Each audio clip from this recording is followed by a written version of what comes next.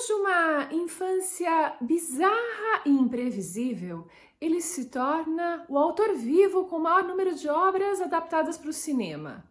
De quem que eu tô falando? Bom, eu tô falando de Stephen King. Ele é o tema do vlog de hoje. Mas antes, eu queria convidá-los a se inscreverem aqui no canal, curtirem esse vídeo, se inscreverem no Instagram, que tem conteúdos diferentes, mais divertidos, mais leves. Não que aqui, né, não seja divertido, é divertido. Mas sim, me acompanhem nos dois lugares. E aqui vamos para Stephen King, né? Autor de O Iluminado, tido como a principal obra dele. Aqui tem a vida dele que virou história.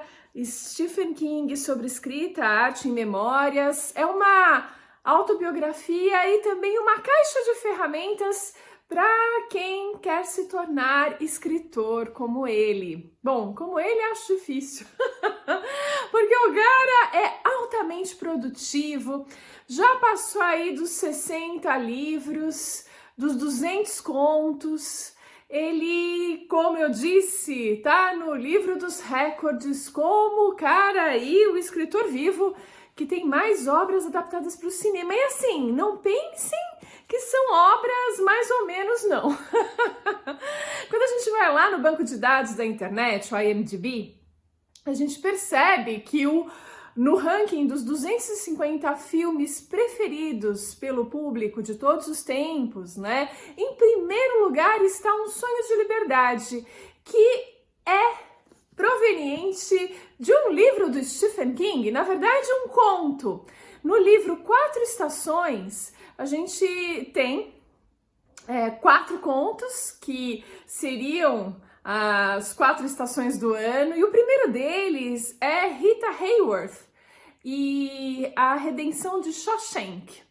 Nesse conto, a gente vai ter exatamente o filme Um Sonho de Liberdade, né? Ele não gostou muito dessa adaptação, não, tá? Ele é altamente participativo, o Stephen King.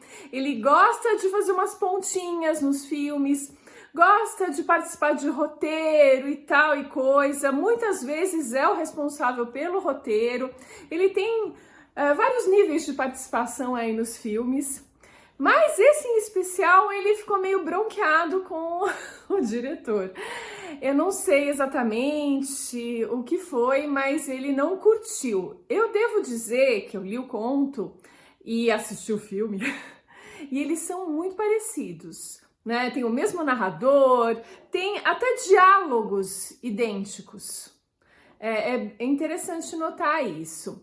Vamos falar um pouquinho mais desse Quatro Estações, que eu acho uma boa ideia se você nunca leu Stephen King e quer se aventurar pelo universo maravilhoso dele, né? Porque a gente sempre associa o Stephen King a terror, horror, né? Ele vai além disso. E esse é um livro que mostra bem isso, né? Porque os 4 contos, 2 deles eu acho que beiram só. É um suspense muito forte que beira o horror.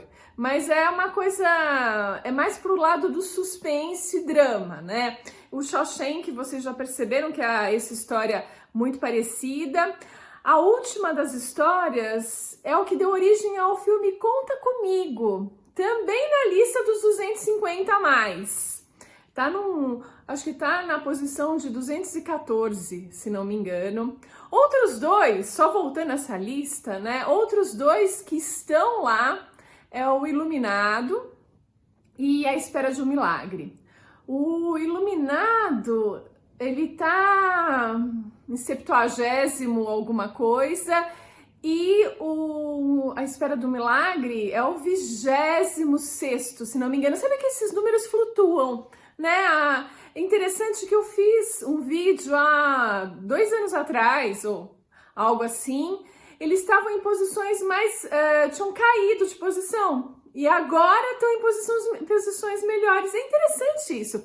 Quem não sai da primeira colocação é Um Sonho de Liberdade, né? Mas ele tem 4 filmes baseados nas suas histórias que estão entre os 250 prediletos, né? Então, agora voltando ao Quatro Estações, tem um dos contos que deu origem ao Conta Comigo, e aí eu também vou emendar uma outra curiosidade aqui sobre o Stephen King, né? Quando você lê aqui as memórias dele, você vai ver que ele teve uma infância muito maluca, né? Como ele disse, bizarra e imprevisível são palavras dele que eu tirei aqui desse livro. Ele, filho de mãe solo, tinha um irmão mais velho, os dois aprontavam todas. Eu não sei como eles sobreviveram, porque o irmão mais velho, assim, tipo, colocava o dedo do Stephen na tomada, assim, para começar o dia, sabe? Arremessava, criava geringonças que arremessavam Stephen King longe, coisas do gênero, moleques, né?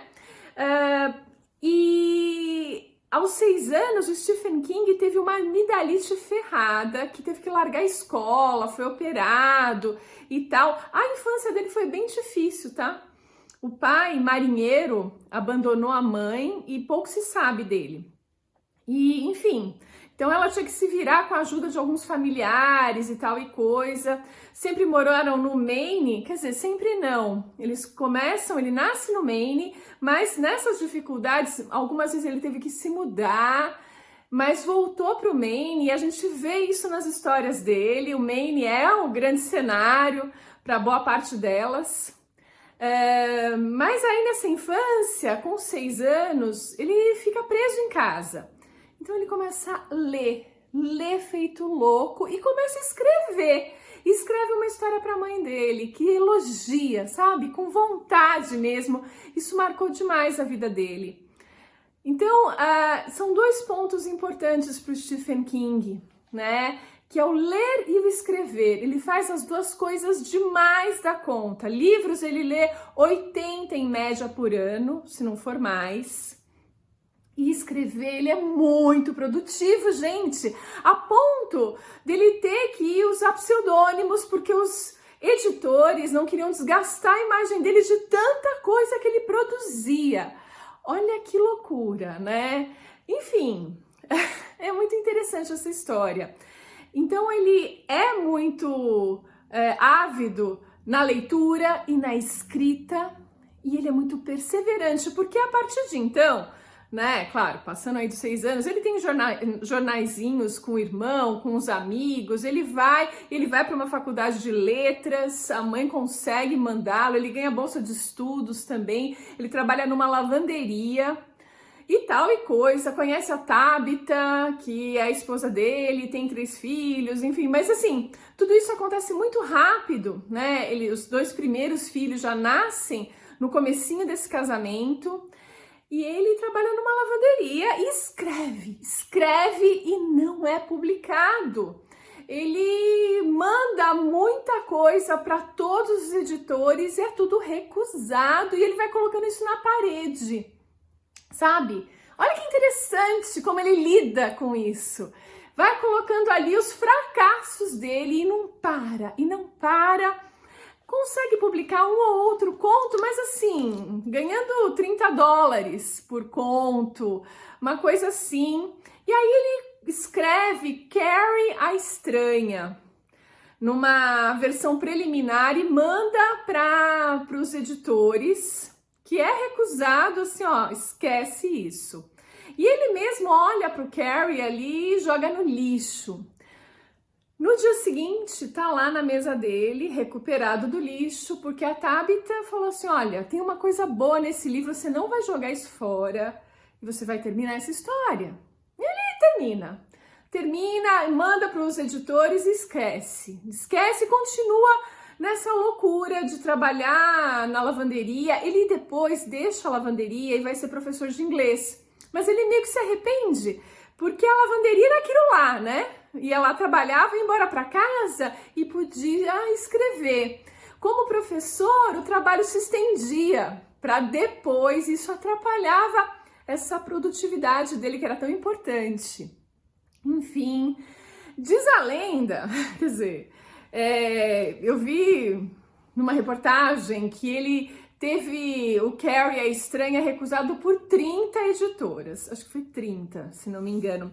Só que aqui, gente, lendo, ele não fala sobre isso. Ele fala que ele foi muito recusado em vários contos, não só nessa história. Foi recusado sim pelo Carrie a Estranha, mas não sei se foi 30 vezes. Bom, foi recusado. Só que aí, quando ele faz essa última versão e manda e esquece disso, o editor liga para ele e fala: ó, conseguimos emplacar aqui uma venda pequena fazendo encapadura. E ele ganhou com isso $2.500, né? É o que ele conta aqui.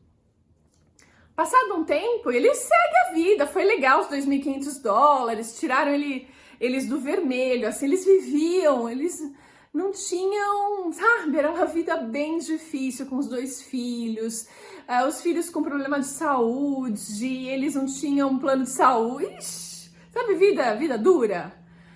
Ele tá imerso nessas questões todas quando ele recebe um telefonema num feriado. A Tabitha tinha levado as crianças para visitar os avós, ele estava sozinho em casa e ele atende o telefone.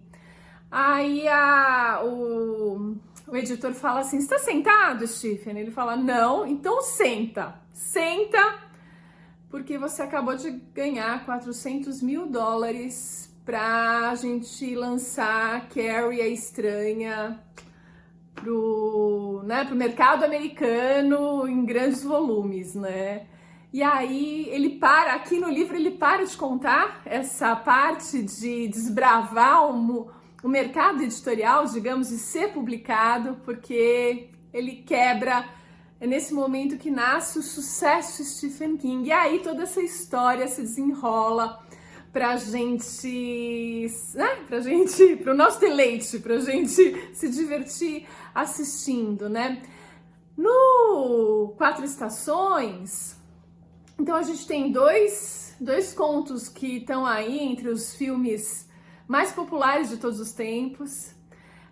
E tem outros 2 contos, gente, que são muito bons.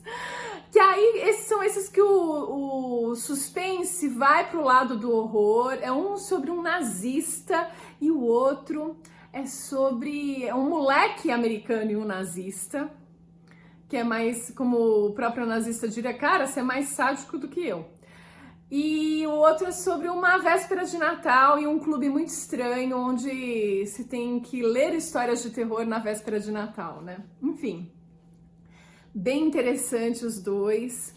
A gente tem aqui o Iluminado, né? Foi considerado por muitos como a obra-prima dele, não sei exatamente. Aqui, gente, é meio autobiográfico, tá? O alcoólatra aqui, que tá preso com a família num hotel, ele teve uma época da vida dele que eles ficaram num hotel que tava cercado de neve mesmo, ele morando com a família, e ele foi viciado em bebida mesmo, alcoólico e viciado em drogas também. Foi em 1990 que, depois de um ultimato da Tabitha, né, falando: olha, a gente te ama, a gente quer ficar com você vivo, então você trata de sair disso, senão você vai morrer e vai perder a gente. E aí ele sai, ele não bebe mais, mas ele disse que mal lembra de It, a coisa, quando ele escreveu. E o Iluminado é autobiográfico, olha só que loucura, né? Coisas interessantes de um grande escritor que tem história, né? Que a vida daria um livro e deu mesmo, que é um livro muito interessante, porque ele também dá dicas de como escrever. Ele é dica, eu diria, né? Uma caixa de ferramentas, como ele auto-intitula. Enfim, eu fico por aqui, gente, citando esse grande autor, recordista aí num monte de questões, que tá no cinema, que tá nos livros, que tá por toda parte, seja em contos, seja em romances. King é King, né? É rei. É isso, gente. Eu fico por aqui e a gente se vê no próximo vídeo.